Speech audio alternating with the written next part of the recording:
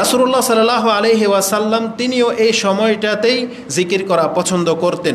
যেমন জাবের ইবনে সামুরা তিনি বলতেছেন, আন্না নবী সাল্লাল্লাহু আলাইহি ওয়াসাল্লাম কানা ইযা সাল্লাল ফাজরা, তিনি যখন ফজরের সালাত আদায় করতেন, জালাসা ফি মুসাল্লাহু, তিনি তার মুসাল্লাতেই বসে থাকতেন, হাত্তা তাতলু শামসু হাসানান, যতক্ষণ পর্যন্ত সূর্য স্পষ্ট প্রকাশ না পেয়ে যেত।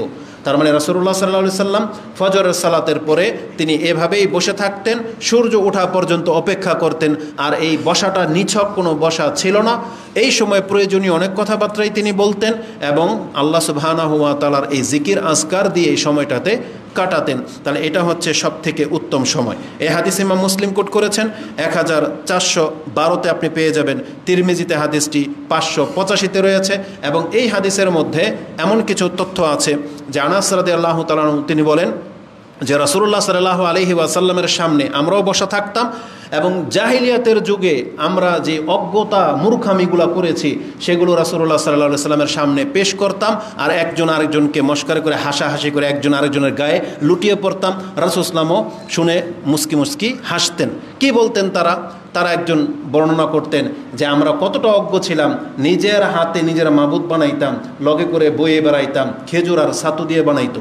যখন মানে কতটা চালাক লোক ছিল দেখেন, একটা পাথরের মূর্তি মানে অতিরিক্ত বোঝা, এই জন্য নিজের খাদ্য তো বয়ে নিতেই হবে, ওই খাদ্যটাকে মূর্তি বানাইতো দেবতা। তো যেখানে তার প্রয়োজন হয়তো এটাকে সামনে রেখে হিন্দুদের মতো একটু নমস্কার করতো, আবার পথ চলতো, যখন খিদা লাগতো তখন হাত ভাঙতো। এখন হাতের আর প্রয়োজন নাই, হাত ভেঙে খেয়ে নিত, কারণ এটা খাবার তো।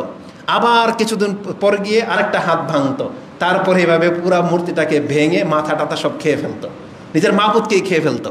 তো তারা আসলে যারা মুশরিক হয়, যাদের আকল নাই, যেমন আমরা মুসলিমরা হিন্দুদের কীর্তিকলাপ দেখে হাসি না, যে ওরা গরুকে মা বলে, গরুর মায়ের প্রস্রাব খায়, আস্তাগফিরুল্লাহ তাআলা। তো কথা হচ্ছে যে এগুলো হাস্যকর ব্যাপার। ওরা গরুর থেকে বরকত নেওয়ার জন্য গরুর নিচে শুয়ে থাকে আর ওই গরুকে আমরা জবাই করে খেয়ে ফেলি। মানে বিষয়টা হাস্যকর না? মুশকিল। তাহলে যারা আকল নাই, মানে যাদের ব্রেন লক হয়ে গেছে, তারা মানে উদ্ভট সব কাজ করবে, ব্যাংকে মাবুদ মনে করে। এগুলোটা হাস্যকর না? তাহলে যেই ব্যক্তি একটা ব্যাঙের মাবুদ যে ছিল, ব্যাংকে মাবুদ বলতো, ও যদি ইসলাম গ্রহণ করে ও হাসবে না কথা মনে পড়লে? যে মানুষ কত মূর্খ ছিল। আমরা মাঝে মাঝে আমাদের মূর্খামিগুলো মাঝে মাঝে স্মরণ হলে হাসিও দুঃখ হয়। কুরবানির সময় আপনি বহু মূর্খামি করেছেন, রক্ত নিয়ে একজন আরেকজনের গায়ে লাগিয়েছেন, রক্ত থেকে আপনি বরকত হাসিল করার জন্য ওই জবা করা প্রবাহিত রক্তের মধ্যে আপনি পা ভিজিয়েছেন। এটা আমাদের পাঠানটলি অঞ্চলের মধ্যে এখনও মূর্খরা করে। আরও মূর্খামি আমরা নেটে দেখেছি, কোনো এক পীরের মুরিদ এই রক্ত প্রবাহিত রক্তকে বলের মধ্যে নিয়ে রাখে, প্রত্যেক মুরিদরে কাপ দিয়ে একডুক করে খাওয়ায়। হ্যাঁ, আমি আর আপনি আসলে এই যে দেখেন আমাদের অবস্থাটা দেখেন। তা আল্লাহ সুবহানাহু ওয়া তাআলা 7 আকাশের উপর থেকে আমাদের এই মূর্খামিগুলো দেখে যাচ্ছেন, তারপরও আল্লাহ আমাদেরকে রহমত করে সুযোগ দিয়েছেন, দেখে বান্দাগুলো তওবা করে ফিরে আসে কিনা। এটা আল্লাহ সুবহানাহু ওয়া তাআলার অনেক বড় একটা অনুগ্রহ। তাহলে আমাদের মূর্খামি পেশ করতে থাকলে সাহাবীদের চাইতে কম না। তাহলে তারা এই মূর্খামিগুলা পেশ করতো আর বলতো কতটা অজ্ঞ ছিলাম আমরা, নিজের হাতে মূর্তি বানায়া নিজেই মূর্তিটাকে ভেঙে খেয়ে ফেলতাম। এটা খুব বিস্ময়কর। তো এই হাদিস কেন এতটুকু কথা বললাম, প্রয়োজনে কেউ এখানে বসে জিকিরও করবে, লং টাইম যেহেতু 1 ঘন্টার ব্যাপার, 1.5 ঘন্টা, তাহলে সে তখন তার ব্যক্তিগত এইসব বিষয়গুলো, শিক্ষণীয় বিষয় যেগুলো দুনিয়াবিও অন্তর্ভুক্ত, এই কথাগুলো বলা জায়েজ, বলতে পারবে। অশ্লীল, ফাহেসা বা গিবত এইসব কিছু না হলেই হয়, জায়েজ যে কোনো কথা। কিন্তু আমাদের বাংলার মসজিদগুলোতে কি লেখা থাকে? দুনিয়াবি কথা বলে মসজিদে বলা নিষেধ। কেন? একজন মুসলিম যে কথা মসজিদে বলতে পারবে না, ওটা তার বাইরে বলাও জায়েজ নেই। যেই কথা আপনি মসজিদে বলতে পারবেন না, ওটা আপনার বাইরে বলাও জায়েজ নেই। কারণ মুসলিম, রাসূল কি বলেছেন? মান কানা ইউমিনু বিল্লাহি ওয়াল ইয়াউমিল আখির ফালিয়াকুল খায়র আও লিয়াসমুত। একজন ব্যক্তি আল্লাহ এবং পরকালে বিশ্বাসী, সে তার জবান দিয়ে হয় ভালো কথা বলবে, না হয় চুপ থাকবে। এটা কি শুধু মসজিদে নাকি যে কোনো জায়গায়? যে কোনো জায়গায়। কিন্তু আপনাকে শিক্ষা দিয়ে দেওয়া হয়েছে মসজিদে গীবত করা যায় না, তো মসজিদে ভোট চাওয়া যায়, তাই না? মেম্বরে উঠে ভোট চাওয়া যায়।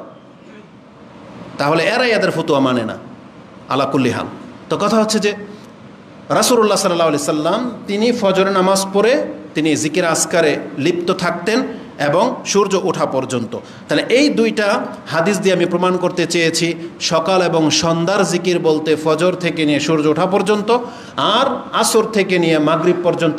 এখন কেউ যদি কোনো কারণে ভুলে যায়, সূর্য উঠে গেল, এমন সময় তার ঘুম ভেঙেছে, ফজরের নামাজে 10 মিনিট বাকি আছে, সে কি করবে? দ্রুত অবশ্যই ফজর পড়বে। তো ফজর পরে তার আর এই ওয়াক্তটা পার হয়ে চলে গেল, কি করবে?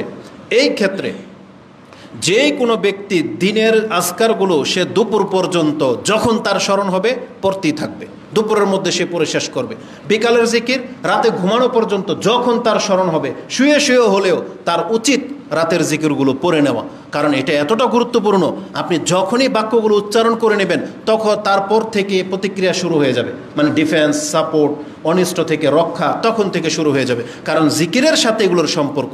আর যতক্ষণ পর্যন্ত আপনি এটা উচ্চারণ না করতেছেন ততক্ষণ পর্যন্ত আপনি সেফ না, নিরাপদ না। আপনার মধ্যে যে কোনো সময় জার্ম, যেটা ভাইরাস, ওই অনিষ্ট, জাদু টোনা, বদনজর লেগে যেতে পারে। আর আপনি যদি যখন এটা উচ্চারণ করে ফেলবেন তারপরে আপনার দেহের সাথে একটা আভ্যন্তরীণ বা এমন একটা অন্তরাল হয়ে যাবে যে ওই ব্যাকটেরিয়াগুলো, ওই জার্ম বা ওই অনিষ্ট আপনার পর্যন্ত আসতে পারবে না, সেটা বাধাপ্রাপ্ত হয়ে যাবে। এই জন্য কোনো অবস্থাতে স্মরণ হলে আপনাকে এগুলো থেকে মুখ ফিরানো উচিত না, গাফেল থাকা উচিত না। কারণ আপনাকে বলি, জিন সংক্রান্ত বিষয়ের রোগী কিন্তু ঘরে ঘরে এখন আমরা দেখতে পাচ্ছি। বহু বদনজরের অনেক ফোন আসে আমাদের কাছে, যদিও আমরা এই জারফুক করি না, যার ফলে আমরা হয়তো বুঝতে পারতেছেন না, কিন্তু আমরা জানি যে কত মানুষ এই সংক্রান্তে। এটা কোনো হুজুরও বাদ পড়বে না। আপনি ভাববেন না যে আমাদের ঘরে কোরআন চর্চা হয় বা আমরা তো ধার্মিক, আমাদের হয়তো জিন ভূতের আসর করবে না। তার বাস্তব প্রমাণ হচ্ছে মাদ্রাসার ছাত্র যারা কোরআনই পড়ে সারাক্ষণ, ওদেরকে কেন জিন ভূতে চেপে ধরে? এজন্য আপনাকে বুঝতে হবে, কোরআন পড়লেই যে আপনার অনিষ্ট থেকে মুক্ত তা না, বরং এর জন্য আপনাকে ট্রিটমেন্ট নিতে হবে। এটা আপনার ঔষধের মতো, যার যে রোগ হয়েছে তাকে সেই অনুপাতে মেডিসিন নিতে হবে, তাহলে সে ঢালাওভাবে ওষুধ খেতে থাকলে কাজ হবে না। এজন্য কোরআন পড়লেই যথেষ্ট না, বরং কোন আয়াত কখন পড়তে হবে এটাকে আপনাকে প্রয়োগ করা জানতে হবে।